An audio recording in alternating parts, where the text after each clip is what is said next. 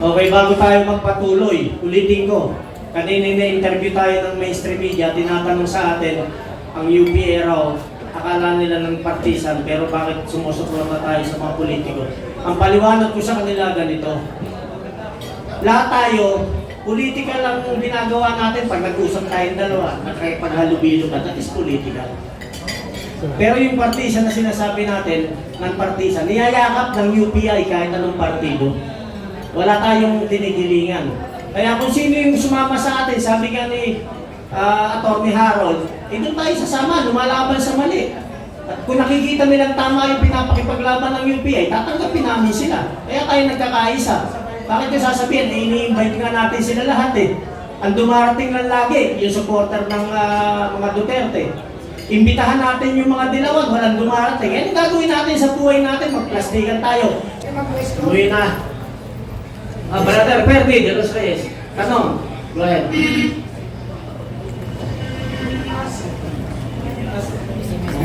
Hello. Kala ko kakanta. Hello. Magandang hapon sa lahat. Maraming salamat sa nag-organize nito. At tanong ko lang po, Captain Ray Hi, Ma'am Baneros, Marites. tungkol dun sa sinabi niyo po kanina. Meron lang pong pagkalito doon.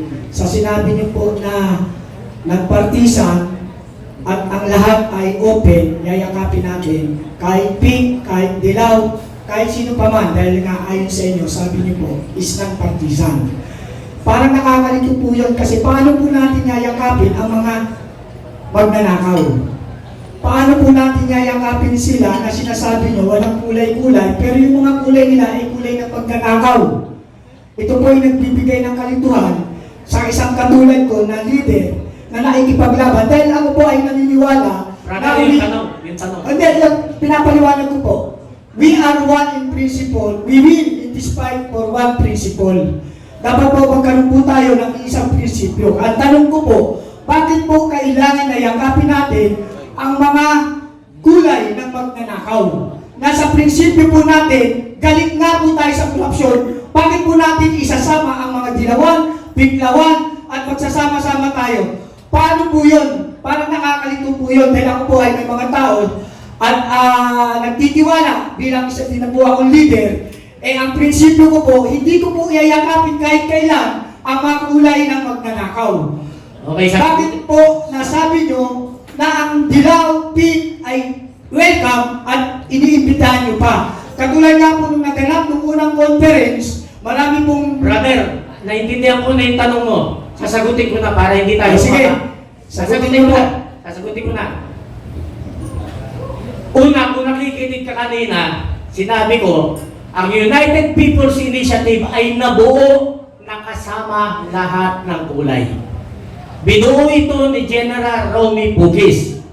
Bago ko magpatuloy, ito intindihin mo. Ang niyayakap natin na sinasabi nating ibang kulay, yung nakakita na ng tama na pinapakipaglaban natin. Alam ka naman, tanggihan natin sila. Si Panginoon Diyos nga dalawang magnanakaw nasa gitna siya. Tinanggap niya dahil nagsisi. Alam ka naman yung nagsisisig dilawan, biglawan, hindi natin tatanggapin. Tatanggapin natin siya.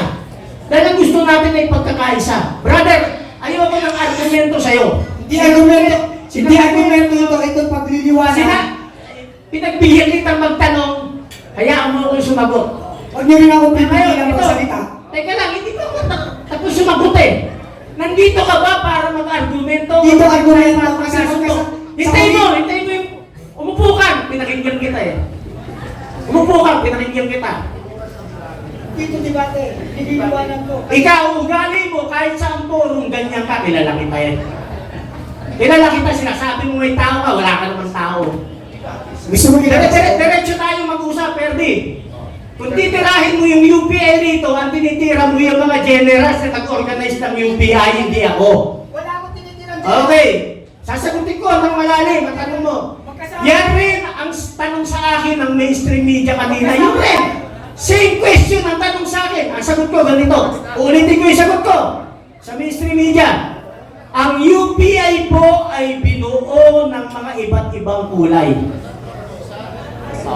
Iba't ibang kulay po. Kaya niyayakap natin lahat Dilawan Pinklawan ang nakakakita na nung pinapakipaglaban natin. Alam mo naman, tanggihan natin sila. Eh, siyempre, yayakapin natin sila. Sino ba tayo para tanggihan sila? Eh, sila nakikipaglaban ng tama. Linawin ko, ha?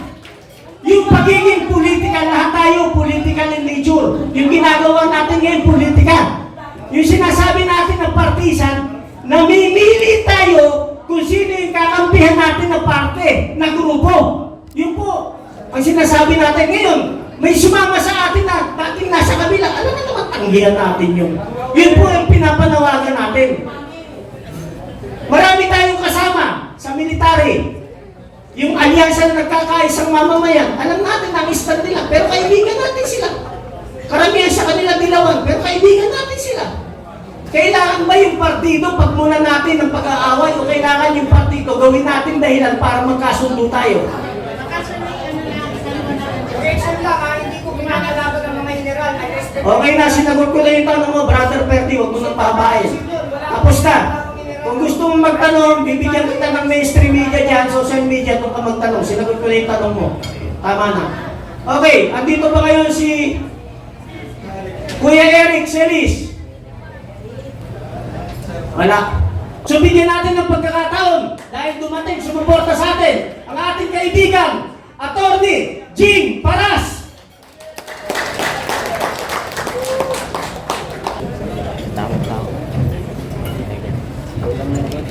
Marami pong salamat, Colonel Valeros.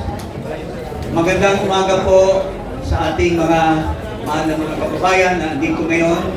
Kaya lang naudlo tayo dahil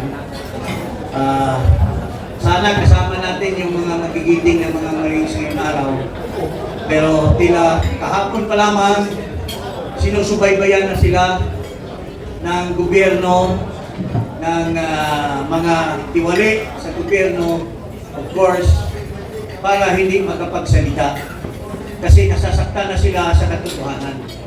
Kaya makita mo ngayon, hindi tayo natuloy dito sa ating programa na parangal ng mga retired military and police generals at iba pang men in uniform na naniniwala at pinaniniwalaan yung mga katotohanan na sinasabi ng mga Marines. So, to the members of the media, ating mga vloggers, at ating mga magigiting na mga mamamayan, ito po ang kabulastugan nitong administrasyon. Sinasabi ni Amy Marcos na bangag ng kapatid niya. Pag bangag ka daw, talagang papalpakin mo ang pagpamamahala ng ating bansa, mga kababayan. Eh, very clear. May gera ngayon doon sa ikangay Middle East. Sa mga past presidents, nakita nyo, a few months pa lang, ina-anticipate na kung paano tutulungan ang ating mga OFWs. Siguro naalala nyo si former General Roy Simato. Sa 2002 pa lang, sa panahon ni Gloria Macapagal Arroyo, may special envoy na tayo doon sa Middle East para i-guide ang ating mga OFWs who are in danger of the war in Iraq at the time. Sa 2020, mayroon ding nangyari po doon sa Middle East. Si Simato na naman pinadala ni Duterte. Pero ngayon, anong pinagawa nito? Itong sabi ng kapatid niya, pangak na Marcos. Sinasabihan yung ating mga sundalo, ang ating mga OFWs, oy, bahala na kayo magtago dyan. Maghanap kayo ng bomb shelter, maghanap kayo ng mga tunnels dyan, itatago nyo na yung sarili nyo. Kasi wala kaming binabalak pang gawin. So, ito pa lang. Tapos, anong iniintindi niya? Yung remittance ng pera. Ano na yung mga remittance natin? Nagkakitira doon. Kasi, baka gusto niyang dagdagan yung sinasabi ng ating mga magigiting na Marines na dinadala di umano yung pera sa kanyang pamamahay. Yun po ang I'm just quoting statement of the Marines. There was an allegation and pakinggan niyo na po yung mga sinasabi ng ating organizers, yung UPI, yung mga former generals, nagsabi sila na itong mga Marines, marami pong nadama na eksperyensya, mga aksyon nila galing po sa utos ni former congressman or hindi pa siguro former Congressman Saldico. Kasi nagtatago lamang si Saldico. At pinapatunayan nila sa isang affidavit na sila ay talagang inuutusan na magdala ng mga maletang pera sa iba-ibang tiwali ng mga opisyal. At ang mastermind na tinuro nila ay walang iba kundi ang Pangulo ng Bansang Pilipino. Kasi nagdala daw sila sa Paway, nagdala daw sila sa Forbes Park ng pera. Ito po, galing po sa mga statement ng Marines. I'm just quoting from the affidavit. Pero, binibigyan sana natin ng parangal sila. They are absent today because they have been under threat dahil sa matinding takot ng mga tiwaling opisyal ay hindi nila pinapayagan na magsalita pa itong ating mga Marines. Kaya today, together with the organizer, ako po ay humihingi ng paumanhin para sa inyo. Nandito kayo pero wala yung ating binigyan ng parangal dahil sila po ay they are being in a safe house for fear of their life and limbs because since yesterday may mga findings na ang ating mga kababayan na handler dito na may mga nagsusurveillance na may mga marahas na gagawin laban sa kanila. So, bilang isang mamamayang Pilipino at dating nagsiservisyo din sa gobyerno, I've been in the government for 35 years. Ang huli ko pong trabaho ay bilang political advisor ng ating dating Pangulo na kawawa naman. By next week, March 11, he will be 1 year in jail doon sa ibang bansa. Sa buong istorya ng Pilipinas, magmula pa sa mga ninuno natin na lumaban sa mga dayuhan, lumaban sa mga kalaban ng ating bansa. Ngayon pa lang tayo nakakita ng isang presidente na walang pagmamahal sa kapwa Pilipino. This is the first time na ang isang Pilipino, decorated Pilipino, nagserbisyo, maraming nagawa si President Rodrigo Roa Duterte. Ay tinignan lang basta-basta. In violation of the Constitution, his right to abode, his Bill of Rights, at ito po ay nilapastangan ng gobyerno na ito at dinala po sa ibang bansa para doon litisin at doon siya kinulong. Na buhay naman ang ating hustisya. Buhay naman ang ating ikangay judicial system. Mayroon ngang isang incident, yung si Kian de los Santos. Pinaslang yon doon sa war on drugs, pero bakit nagpakulong yung mga perpetrators? So, ibig sabihin, gumagana ang ating hustisya. Pero, hinikayat nila na talagang pilitin, nahulihin, at illegally arrested si President Rodrigo Roa Duterte. Because natatakot sila na habang kanyang presence sa ating bansa ay makakalap ng mga taong bayan na maniwala sa kabulastugan ng gobyerno ni Marcos at baka maulit-ulit ang ating People Power 1 na natalsik yung tatay niya na sinasabi ni Winnie Monson, it is the most magnanakaw under the Guinness Book of Record, yung Marcos Sr. Pero dahil sa maumol at mabait na puso ng ating dating presidente, isang pangulo dati na tinalsik ng ating bansa dahil sa pagnanakaw, pinagbigyan pa ng ating dating pangulo, nilibing sa libingan ng bayani, maski hindi siya, maski yung si Marcos Sr. hindi bayani dahil minamanupilit niya yung pagka-hero niya. Hiniklaim niya na hero siya doon sa gera. Pero maski na gano'n, hindi siya isang bayani. Pinagbigyan pa rin sa mabuting ng ating dating Pangulo, PRRD, na ipalibing sa mga bayani. Mga katabi ng mga bayani yan sa libingan ng mga bayani. So these are things na dapat ilagay sa bawat isang mamamayan na wala nang pag-asa itong ating bansa. We are now on the brink of being thrown out of the precipice ng isang bangin. Kulang na lang, itulak tayo, maski hangin na lang siguro magtulak sa akin ay mahuhulog na po tayo.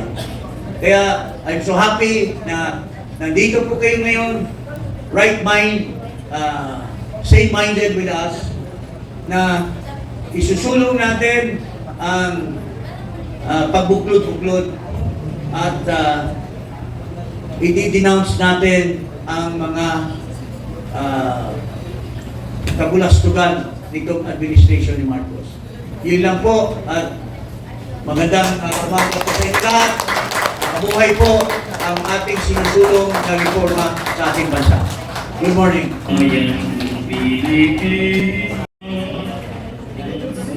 And Attorney Manny Luna, guys. Maraming salamat mga kasama.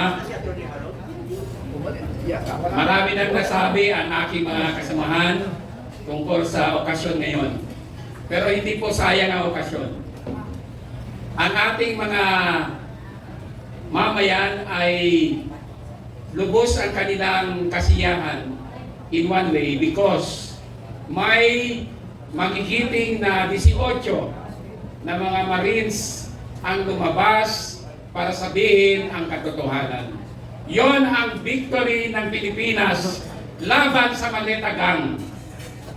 Yon ang dapat nating i-celebrate na may pag-asa pa pala dahil ang magigiting na 18 ay tumayo para sa atin.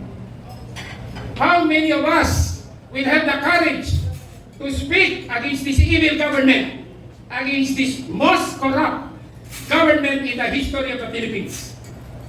I have served the Duterte administration as a commissioner, as an anti-corruption commissioner. I have not seen corruption as massive, as pervasive, as serious and damaging to the Republic of the Philippines as now. This is the worst situation we are facing. Pero may pag-asa po tayo. Hindi lamang dahil ang ating Vice Presidente Sara Z. Duterte stands as our beacon of hope, but because of the 18 Marines, 2 Army dyan, 16 ang Marines. I'm very happy because as a Filipino, ang ating mga dugo ay Pilipino at dapat i-celebrate po natin yan at ikalat sa buong Republika na may pag-asa ang Pilipino. Mananalo po tayo dito sa labang ito. Nakatasik na natin ang 2 presidente in EDSA 1 and EDSA 2. Hindi ako maniniwala na hindi natin kaya patalsikin ang masamang damo, ang masamang gobyerno kung gugustuhin natin. I invoke Article 2, Section 1 of our Constitution as a lawyer. Sovereignty resides in the people and all government authority emanates from them. We are the body politic. Tayo ang people power. We are the sovereign Filipino people, ang pinakamataas na political entity in the Philippine state. Huwag po kayong matakot lumaban for good governance because we are a government of laws and not of men. Hindi po sila ang hari natin.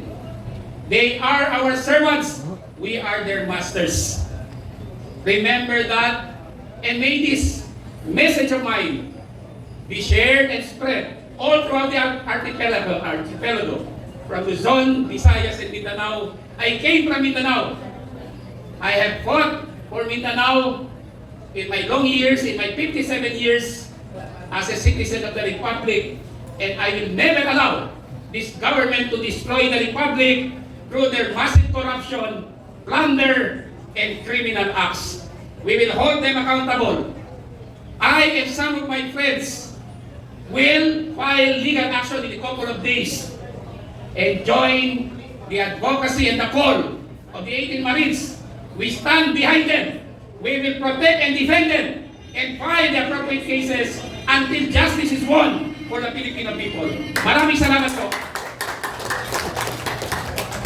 Maraming salamat, Brother Attorney.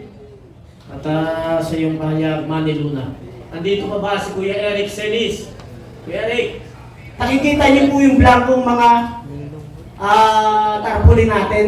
Lahat po na nandito, pwedeng isulat niyo yung pangalan niyo at pumirma kayo dyan. Ang event na po ito, ulitin ko bakit tayo nanawagan sa lahat ng partido, lahat ng kulay?